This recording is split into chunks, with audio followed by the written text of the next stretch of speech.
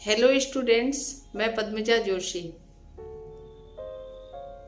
आज हम लोग बीएड द्वितीय वर्ष की जो तैयारी कर रहे हैं, परीक्षा की जो अध्ययन कर रहे हैं, उसमें आज हमारा अगला टॉपिक होगा अध्ययन करने का शिक्षण के प्रकार।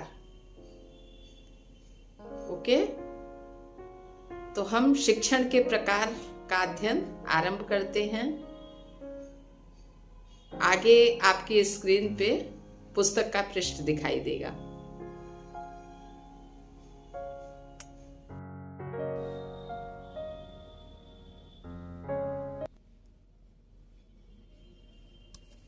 शिक्षण के प्रकार, types of teaching. Okay students, अब हम ये प्रारंभ करते हैं। शिक्षण एक सामाजिक प्रक्रिया है। इस पर सामाजिक, आर्थिक, राजनीतिक, दार्शनिक विचारधारा का प्रभाव पड़ता है। विभिन्न विद्वानों ने विभिन्न आधारों पर शिक्षण के निम्नलिखित प्रकार बतलाए हैं। पहला है शिक्षण के उद्देश्यों के आधार पर। अब इसमें क्या बोलते हैं, शिक्षण के 3 प्रकार के उद्देश्य होते हैं। उनकी प्राप्ति के लिए विभिन्न प्रकार के शिक्षण क्रियाओं की व्यवस्था की जाती है। अब इसके 3 भाग हैं। जो शिक्षण के उद्देश्यों के आधार पर प्रकार होंगे, वर्गीकरण होगा, उसके भी 3 भाग हैं। पहला भाग है ज्ञानात्मक शिक्षण, दूसरा भावात्मक शिक्षण और तीसरा है क्रियात्मक शिक्षण। ओके, शिक्षण के उद्देश्यों के आधार पर पहला ज्ञानात्मक शिक्षण, दूसरा भावात्मक शिक्षण और तीसरा है क्रियात्मक शिक्षण। अब इन तीनों के बारे में हम अध्ययन करेंगे। तो सबसे पहले देखिए ज्ञानात्मक शिक्षण।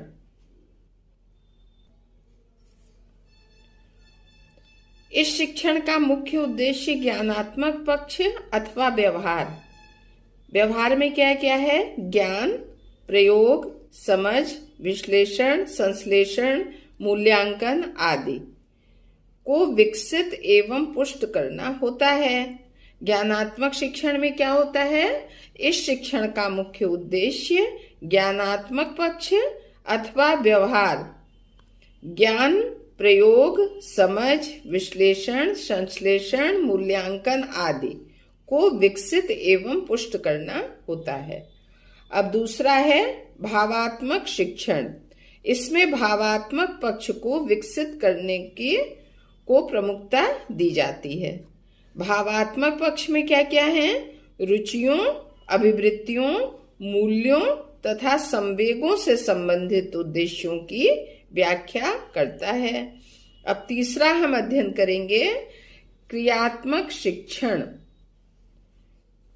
इस प्रकार के शिक्षण में व्यवहार परिवर्तन की ओर ध्यान दिया जाता है। इस प्रकार के शिक्षण में किस पर ध्यान दिया जाता है? व्यवहार के परिवर्तन की ओर ध्यान दिया जाता है।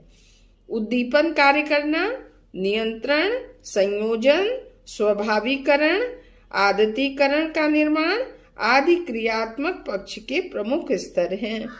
ऐसे शिक्षण में किसी कौशल को या किसी कार्य को करने की विशिष्ट विधि को सीखने की ओर बल दिया जाता है। ओके, अब आगे देखिए नंबर 2। अभी हम लोगों ने 1 के बारे में अध्ययन किया, शिक्षण के उद्देश्यों के आधार पर।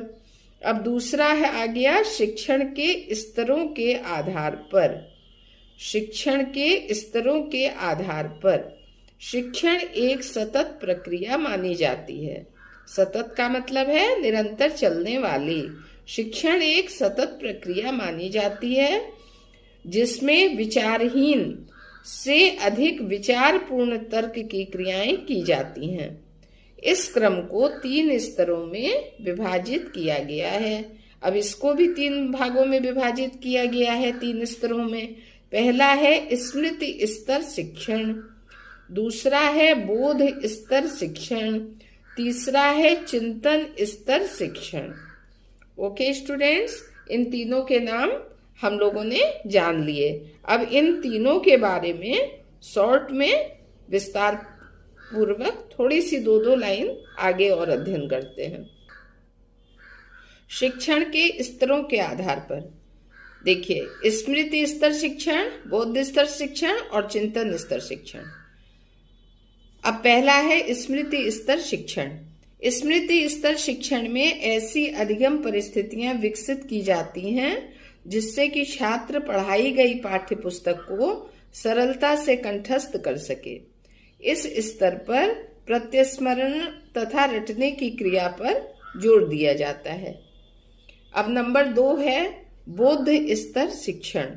बोध स्तर के शिक्षण में शिक्षक छात्रों के समक्ष पाठ्य पुस्तक को इस प्रकार प्रस्तुत करता है कि छात्रों को बोध के लिए अधिक से अधिक अवसर मिले और छात्रों में आवश्यक सूझबूझ उत्पन्न हो। इस प्रकार के शिक्षण में यह प्रयास किया जाता है कि केवल किसी तथ्य को याद न रखा जाए, अपितु उसे समझ भी लिया जाए। यानी जो छात्र हैं वो केवल तथ्य को याद न करें, रटने भर से काम नहीं चलेगा, बल्कि उसको समझ भी लिया जाए, उसको समझ भी लें। अब तीसरा है चिंतन स्तर शिक्षण। चिंतन स्तर पर शिक्षण समस्या केंद्रित होती है। शिक्षक छात्रों के सामने कोई ज्वलंत समस्या प्रस्तुत करता है जिस पर छात्र सक्रिय एवं अभिप्रेरित होकर स्वयं चिंतन प्रारंभ कर देते हैं। इस स्तर पर छात्र स्वयं रुचि लेकर स्वेच्छा से चिंतन, मनन, तर्क व कल्पना करते हुए समस्या समाधान खोजते हैं और स्वयं को अधिक आत्मविश्वास वाला, क्रियाशील तथा सक्रिय छात्र बनाते हैं। ओके, अब आ गए हम लोग नंबर 3 पे। नंबर 3 है शासन प्रणाली के आधार पर। शासन प्रणाली के आधार पर देश की शासन प्रणाली अथवा शिक्षा व्यवस्था की प्रणाली का शिक्षण के स्वरूप पर अत्यधिक प्रभाव पड़ता है। जिस प्रकार की प्रशासनिक प्रणाली में शिक्षण दिया जाता है उसी प्रकार का रूप धारण कर लेता है। शासन प्रणाली के आधार पर शिक्षण को 3 भागों में विभाजित किया जाता है। अब देखिए, इसको भी 3 भागों में विभाजित किया जाता है। एक तंत्रीय शिक्षण, लोकतंत्रीय शिक्षण और हस्तक्षेप रहित शिक्षण।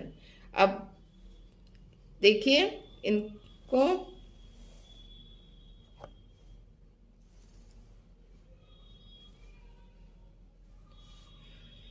शासन प्रणाली के आधार पर एक तंत्रीय शिक्षण, लोकतंत्रीय शिक्षण और हस्तक्षेप रहित शिक्षण। अब इन तीनों के बारे में हमको जानना है। अब है एक तंत्रीय शिक्षण। जिस प्रकार एक तंत्र शासन प्रणाली में राजा की आज्ञा का पालन करना अनिवार्य होता है, उसी प्रकार इस शिक्षण में शिक्षक की इच्छानुसार ही छात्रों को रहना पड़ता है। इसमें छात्र एक मौन श्रोता होता है, शिक्षक की सक्रियता एवं प्रधानता रहती है। दूसरा है लोकतंत्रीय शिक्षण।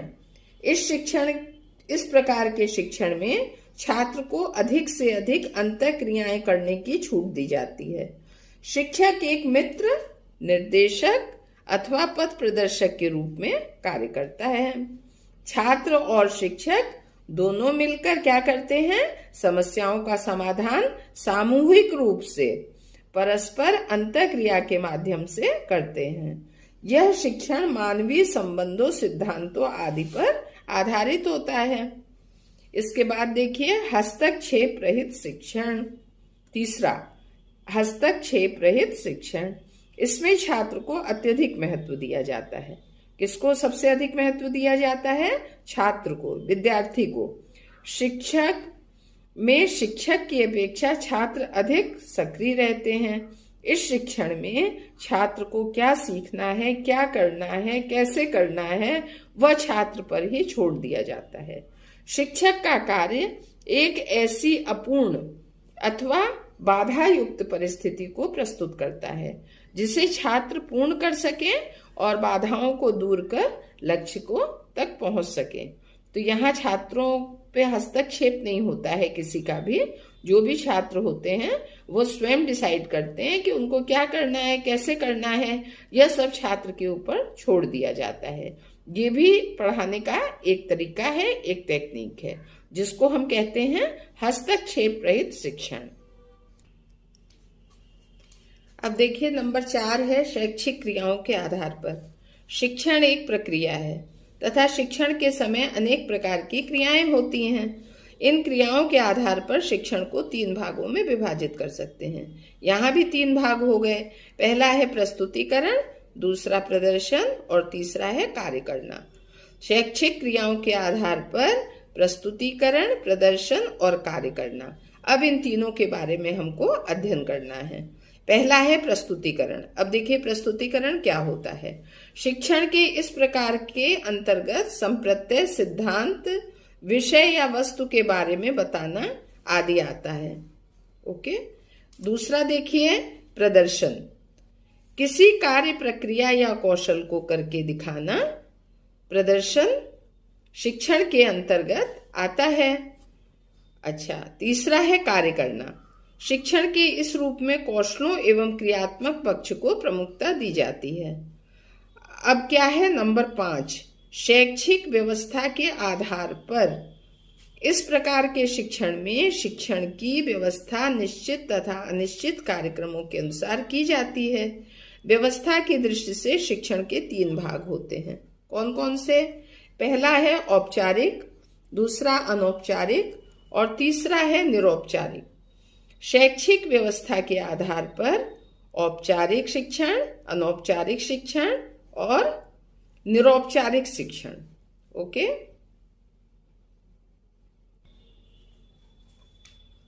शैक्षिक व्यवस्था के आधार पर औपचारिक शिक्षण, अनौपचारिक शिक्षण, निरौपचारिक शिक्षण। पहला है औपचारिक शिक्षण। औपचारिक शिक्षण में शिक्षक स्वउद्देश्यपूर्ण होता है, यानी उद्देश्यपरक होता है। उसमें उद्देश्य होता है। समय, स्थान, वायु तथा एक निश्चित पाठ्यक्रम के अनुसार चलता है। दूसरा है अनौपचारिक शिक्षण। इस प्रकार के शिक्षण का स्वरूप औपचारिक शिक्षण से अल्प भिन्न होता है तथा उसमें शिक्षण आयु, समय, स्थान तथा निश्चित पाठ्यक्रम में बंधा नहीं रहता। इसमें शिक्षण के पीछे कोई अभिप्राय या योजना नहीं होती है।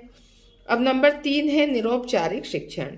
इसमें शिक्षण निश्चित उद्देश्यों के अनुसार संगठित किया जाता है, परंतु इसमें किसी पाठ्यक्रम, समय, स्थान एवं आयु का बंधन नहीं रहता।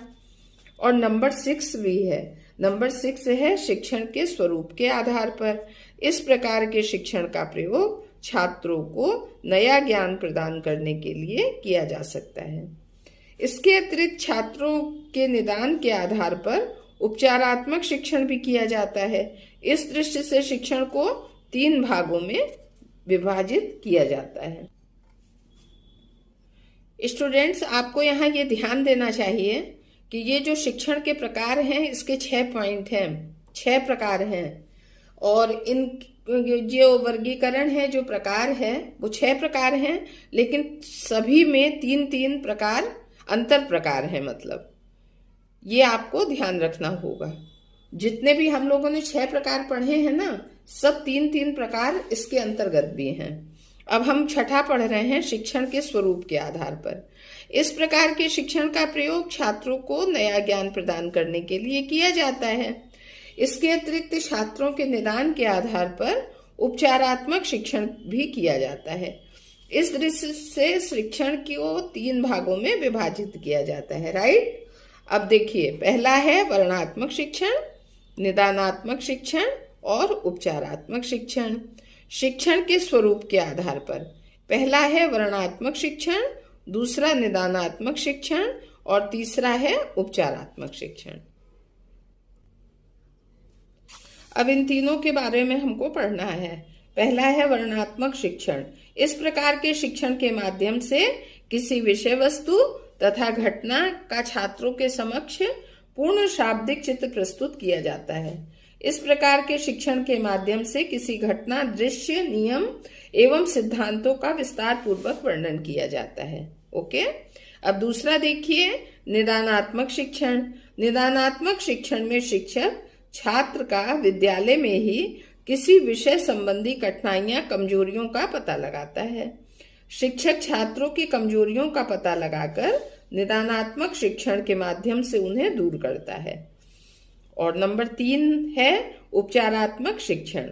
इस प्रकार के शिक्षण में शिक्षक अपने छात्रों की कमियों, कमजोरियों तथा त्रुटियों का पता लगाकर उनका उपचार या सुधार करता है। अर्थात शिक्षक छात्रों के पिछड़ेपन के कारण का पता लगाकर अपने शिक्षण के माध्यम से उनका उपचार इस प्रकार से करता है कि छात्र भली भांति विषय वस्तु को अपनी आवश्यकता अनुसार सीख सकें। ओके, छात्र भली भांति विषय वस्तु को अपनी आवश्यकता के अनुसार सीख सकें और उसका अपने जीवन में प्रयोग कर सकें। ओके स्टूडेंट्स, अब कल हम लोगों को पढ़ना है अगले वीडियो में शिक्षण की प्रकृति। अगला शीर्षक आपको दिखाई दे रहा है शिक्षण की प्रकृति। इसके बारे में हम अध्ययन अगले वीडियो में करेंगे। Thank you. आप सभी से अनुरोध है कि मेरे इस एजुकेशनल चैनल को सब्सक्राइब कीजिए, लाइक कीजिए, कमेंट कीजिए और यदि किसी और के लिए भी उपयोगी लगे तो शेयर कीजिए। Thank you so much.